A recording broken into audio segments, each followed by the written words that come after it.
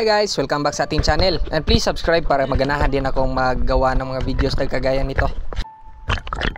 May bisita pala ako ngayon na si Lyle Bandahon na dumayo sa aking spot at mamana daw kami. Yung dala ko lang na pana ngayon is 100cm, yung parati nating dala. Ito ang pinaka gusto ko na pana kasi madali lang siya i-maneuver sa ilalim at pwede ko ring itago sa aking katawan na habang nag-aambush ako at di hassle sa pag-load ng rubbers. 2017 ko pa tong ginagamit at nabali yung barrel niya kaya na customize ko na to na carbon barrel and still alive and kicking. As usual, palagi tayong dumadaan sa batong to kasi palagi talaga ako makakita ng mga groupers dito. Pero sa ngayon, hindi pa season nila.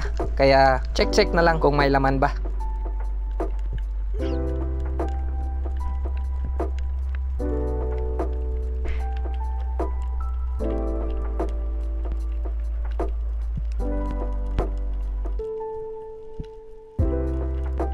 Pagtingin ko dito, parang medyo late na yung pag-dive natin dito kasi may part na lumabo kahit wala namang current. Kaya for sure, isda yan. Yung plano ko ngayon is harvest lang kasi nga may bisita tayo na pwede nating pang ulam. Pero di nga inasahan, madaming bayaya si Mother Ocean natin ngayon. Checking the rocks, pero wala talaga.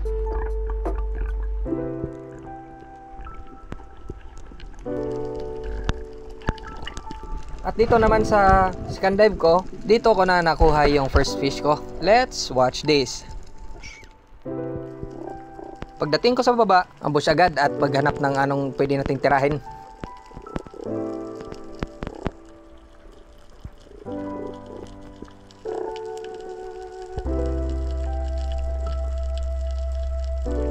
At ito nga, sinalubong tayo ng mga trivalis. Lawayan kung tawag sa amin kasi malaway. Hinintay ko muna baka may malaki na sumusunod pero same sizes naman lahat. So kuhan lang ako ng isa. And it's a stone one.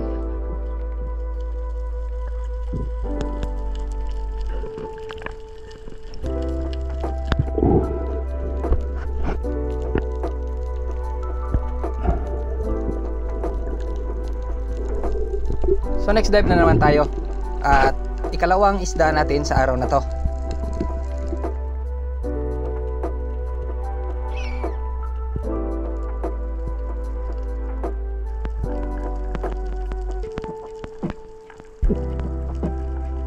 Dito yung spot na nakatira ako ng malaking rumpi or barakuda na di ko natamaan.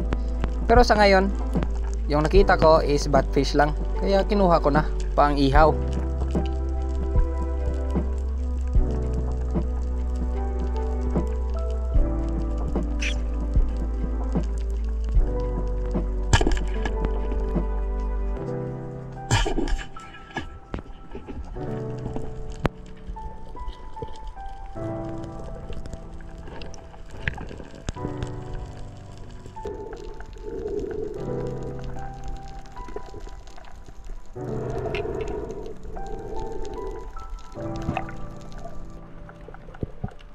Ito ang third dive ko at may nakita akong small red grouper. Medyo minalas nga lang kasi na-stuck yung shaft natin pero huli naman.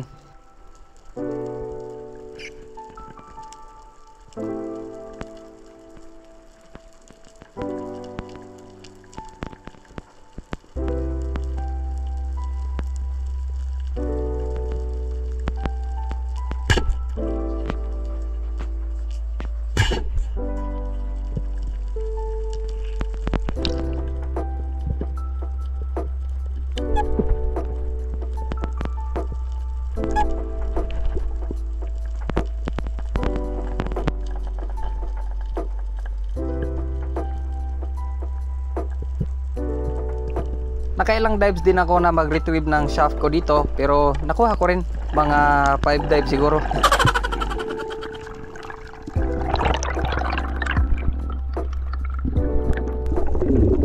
Habang pauwi na sana ako, may nakita akong malaking grupo ng sardines kaya dito na tayo mag-ambush. Baka may makita tayo. Try to hold your breath and enjoy the show.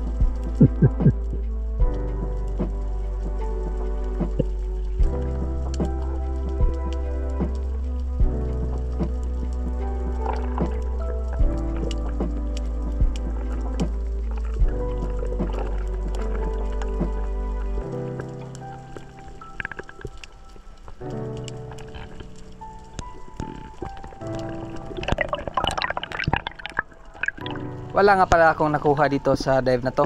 Pero sa next dive ko, may sorpresa na binigay si Mother Ocean sa atin. Tingin ko sa mga baitfish, parang takot sila sa malalim na part, kaya dinivean ko yung may unahan sa kanila. At pagdating ko nga sa baba, ito yung nakita natin.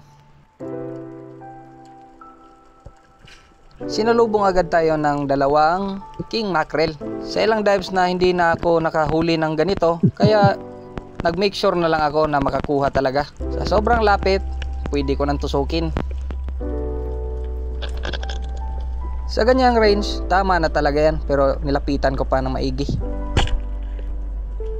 Kitang kita nga naman na tumagos yung shaft sa may mukha niya. Lakas talaga ng 100 cm na pana ko at napaka-accurate pa.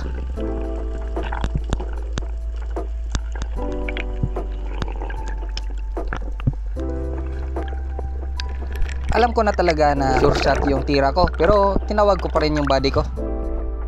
Man, second shot! Hindi ko lang na video yung papasikan shot ko sana, pero sabi niya, patay naman ni James!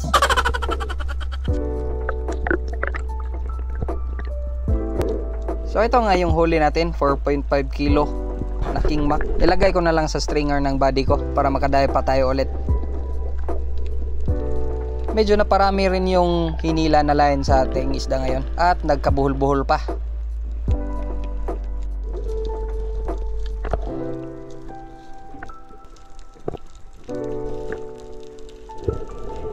Pagkatapos kong mag-line arrangement, nakadive pa ako ng isa pagkatapos na lobat na yung GoPro ko.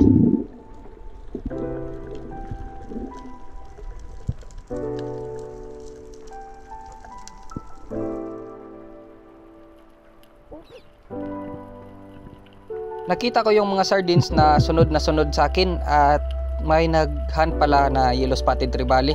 Good size naman, so hulihin natin ito.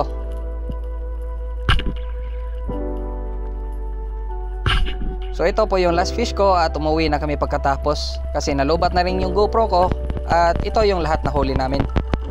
Nakalimutan ko lang yung catch and cook pero sige lang, sa next time na lang. So salamat sa suporta, stay safe, dive safe.